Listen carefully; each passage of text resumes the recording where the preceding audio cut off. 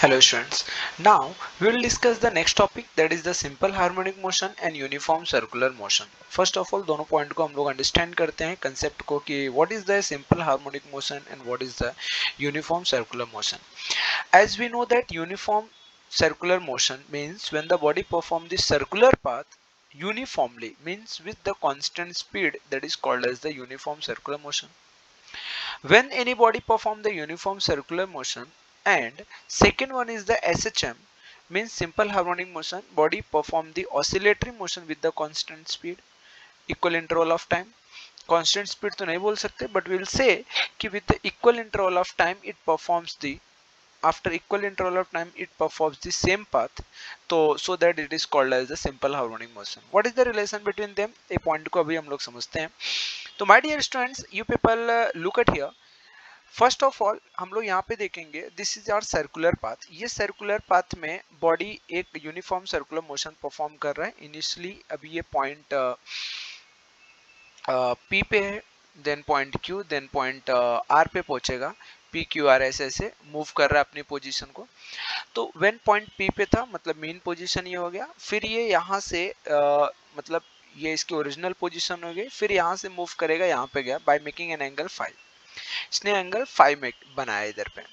फिर ये इधर से इधर गया, तो with the speed of omega और टाइम लिया इसने टी, तो displacement will be equals to omega t. तो ये डिस्प्लेसमेंट, इसका angular displacement will be equals to omega t. Total displacement होगा ओमेगा टी प्लस 5 ये पूरा. और ये पूरा 180 होता है, जिसमें से ये पूरा 180 होता है, जिसमें से ये एंगल ओमेगा टी प्लस 5 है. तो बचा हुआ एंगल क्या हो गया, 180 minus omega T plus 5. I hope ये पॉइंट आपको समझ में आ गया रहेगा. Okay, understood. Now now look at here. अब हम लोग देखते हैं, ये तो यूनिफॉर्म सर्कुलर मोशन आपको समझ में आया. अब हम लोग देखेंगे सर ये एसएचएम कैसे करेगा. The projection of this point, ये पॉइंट का प्रोजेक्शन करने के लिए हम लोग क्या करेंगे, इस पॉइंट का परपेंडिकुलर ड्रॉ, मतलब इस पॉइंट का शैडो ड्रॉ करेंगे ऑन दिस एक्सिस हियर. तो जब ये पॉइंट इधर था तो पोजीशन पॉइंट की इधर थी.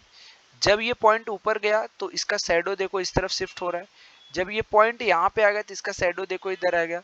जब ये पॉइंट इधर पहुंचेगा, shadow eight extreme position. Similarly जब ये नीचे जाएगा तो इसका प्रोजेक्शन देखो यहाँ पे आएगा. इधर जाएगा तो प्रोजेक्शन देखो फिर इस तरफ शिफ्ट हुआ. मींस व्हाट, प्रोजेक्शन इधर गया फिर इधर आया. तो it performs the oscillatory motion, it is perform the linear simple harmonic motion, linear SHM.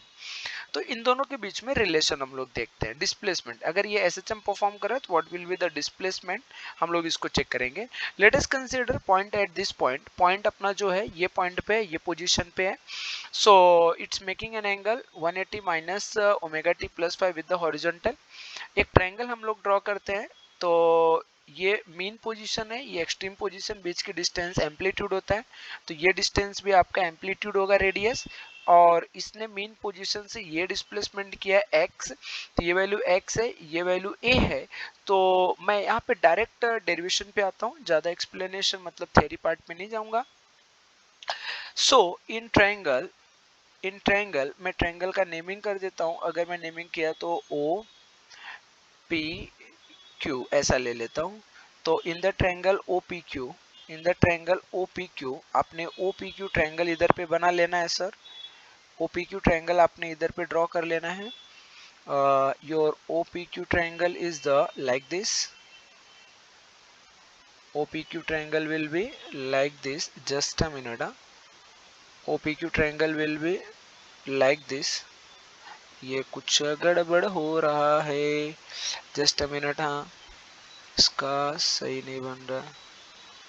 Okay, OPQ triangle हम लोग ड्रॉ करने वाले हैं इधर पे. तो पे अटेंशन नाउ. ये देखो, जिसमें से this angle is the 180 minus omega t plus 5, and this value is x, this value is a. This is the 90 degree o p and q. So by using adjacent have given and hypo have given cos theta. So cos theta is equals to adjacent qo upon hypo po. तो your cos theta is equals to ये x upon a, तो theta is equals to what बेटा, that is the 180 minus omega T plus phi, 180 minus omega t plus phi equals to x upon a. Tell me cos 180 minus theta, that is the minus cos theta. It will be minus cos of theta. Theta is equals to what? Omega t plus phi equals to x upon a. A इधर पे आएगा तो you will get minus a cos of omega t plus phi.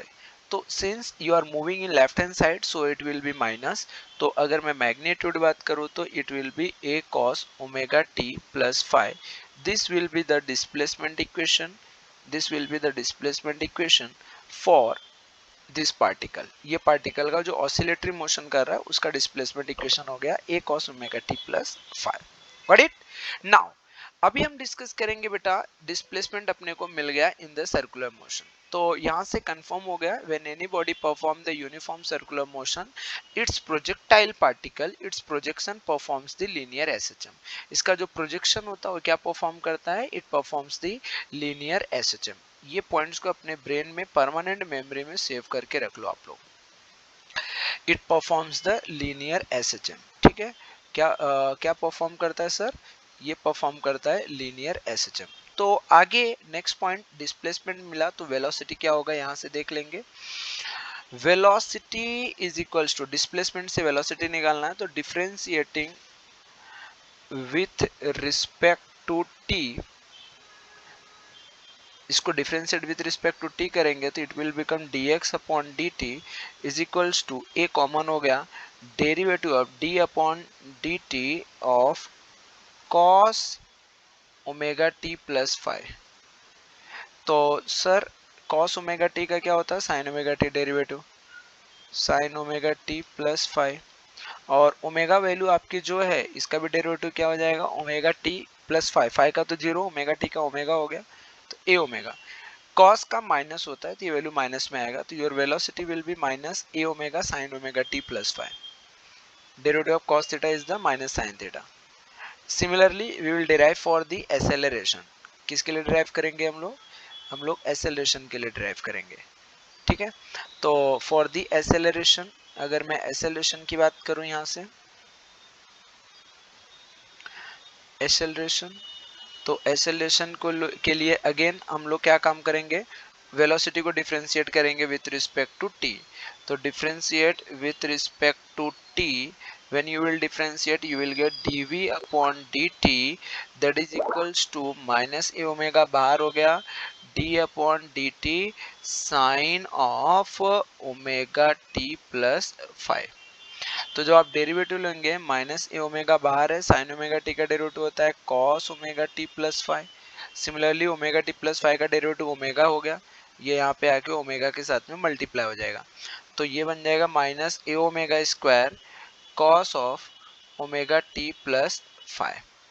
This is the derivative of d upon dt. मतलब बोले तो acceleration. dv upon dt बोले तो acceleration. Listen carefully बेटा. a cos omega t plus phi is your displacement. So can I say a will be equals to minus omega square x? Yes, minus omega square x. This is your final answer.